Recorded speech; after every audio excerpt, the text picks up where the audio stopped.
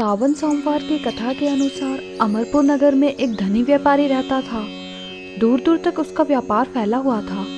नगर में उस व्यापारी का सभी लोग मान सम्मान करते थे। इतना सब कुछ होने पर भी वह व्यापारी अंतर्मन से बहुत दुखी रहता था, क्योंकि उस व्यापारी का कोई पुत्र नहीं था।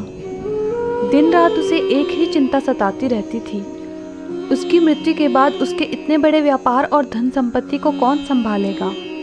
पुत्र पाने की इच्छा से वह व्यापारी प्रति सोमवार भगवान शिव की व्रत पूजा किया करता था। सायंकाल को व्यापारी शिव मंदिर में जाकर भगवान शिव के सामने घी का दीपक जलाया करता था। उस व्यापारी की भक्ति देखकर एक दिन पार्वती माता ने भगवान शिव से कहा, हे प्राणनाथ, यह व्यापारी आपका सच्चा भक्त है। कितने दिनों से यह सोमवार का व्रत और पूजा नियमित कर रहा है। भगवान, आप इस व्यापारी की मनोकामना अवश्य पूर्ण करें। भगवान शिव ने मुस्कुराते हुए कहा, हे पार्वती, इस संसार में सबको उसके कर्म के अनुसार फल की प्राप्ति होती है। प्राणी जैसा कर्म करते हैं उन्हें वैसा ही फल प्राप्त होता है। इसके बावजूद पार्वती जी नहीं मानी।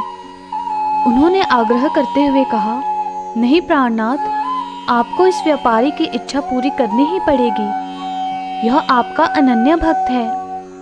प्रति सोमवार आपका विधिवत व्रत रखता है और पूजा अर्चना के बाद आपको भोग लगाकर एक समय भोजन ग्रहण करता है। आपको इसे पुत्र प्राप्ति का वरदान देना ही होगा। पार्वती का इतना आग्रह देखकर भगवान शिव ने कहा, तुम्हारे आग्रह पर मैं इस व्यापारी को पुत्र प्राप्ति का वरदान देता हूँ, लेकिन इसका पुत्र 16 वर्ष से अधिक जीवित नहीं रहेगा। उसी रात भगवान शिव ने स्वप्न में उस व्यापारी को दर्शन देकर उसे पुत्र प्राप्ति का वरदान दिया और उसके पुत्र के 16 वर्ष तक जीवित रहने की बात भी बताई। भगवान के वरदान से व्यापारी को खुशी तो हुई, लेकिन पुत्र के अल्पायु की चिंता ने उस खुशी को नष्ट कर दिया। व्यापारी पहले की तरह सोमवार का विधिवत व्रत करता रहा। कुछ महीने पश्चात उसके घर अति सुंदर पुत्र प्राप्त हुआ। पुत्र जन्म से व्यापारी के घर में खुशियां भर गई। बहुत धूमधाम से पुत्र जन्म का समारोह मनाया गया। व्यापारी को पुत्र जन्म की अधिक खुशी नहीं हुई, क्योंकि उसे पुत्र की अल्पायु के रहस्य का पता था। यह रहस्य घर में किसी को नहीं मालूम था। विद्वान ब्राह्मणों ने उस पुत्र का नाम अमर रखा। जब अमर 12 वर्ष का हुआ तो शिक्षा के लिए उसे वाराणसी भेजने का निश्चय हुआ। व्यापारी ने अमर के मामा दीपचंद को बुलाया और कहा कि अमर को शिक्षा प्राप्त करने के लिए वाराणसी छोड़ आओ। अमर अपने मामा के साथ शिक्षा प्राप्त करने के लिए चल दिया।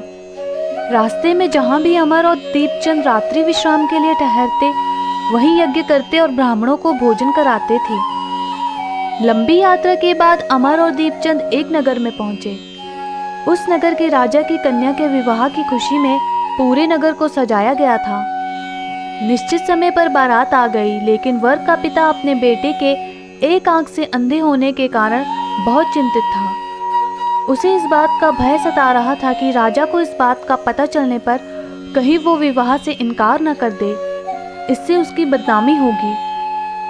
वर के पिता ने अमर को देखा तो उसके मस्तिष्क में एक विचार आया। उसने सोचा, क्यों ना इस लड़के को दुल्हा बनाकर राजकुमारी से विवाह करवा दूं। विवाह के बाद इसको धन देकर विदा कर दूंगा और राजकुमारी को अपने नगर में ले जाऊंगा। वर के पिता ने इसी संबंध में अमर और दीपचंद से बात की। दीपचंद ने धन मिलने के लालच में वर के पिता की बात स्वीकार कर ली। अमर को दूल्हे के वस्त्र पहनाकर राजकुमारी चंद्रिका से विवाह करा दिया गया। राजा ने बहुत सा धन देकर राजकुमारी को विदा किया। अमर जब लौट रहा था तो सच नहीं छिपा सका और उसने राजकुमारी की ओढ़नी पर लिख दिया, राजकुमारी चंद्रिका, तुम्हारा विवाह तो मेरे साथ हुआ था। मैं तो वाराणसी में शिक्षा प्राप्त करने जा रहा हूँ। अब तुम्हें जिस युवक की पत्नी बनना पड़ेगा वो कान्हा है। जब राजकुमारी ने अपनी ओढ़नी पर लिखा हुआ पढ़ा तो उसने कान्हे लड़के के साथ जाने से इनकार कर दिया। राजा ने सब बातें जानकर राजकुमारी को महल में रख लिया।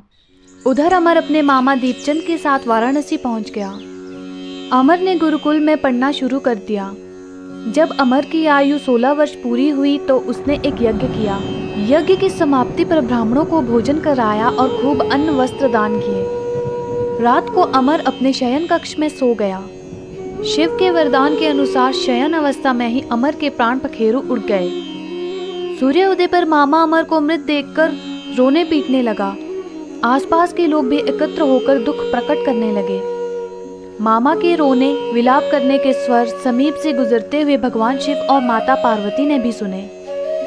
पार्वती जी ने भगवान जी से कहा, प्राणनाथ, मुझसे इसके रोने के स्वर सहन नहीं हो रहे, आप इस व्यक्ति के कष्ट अवश्य दूर करें।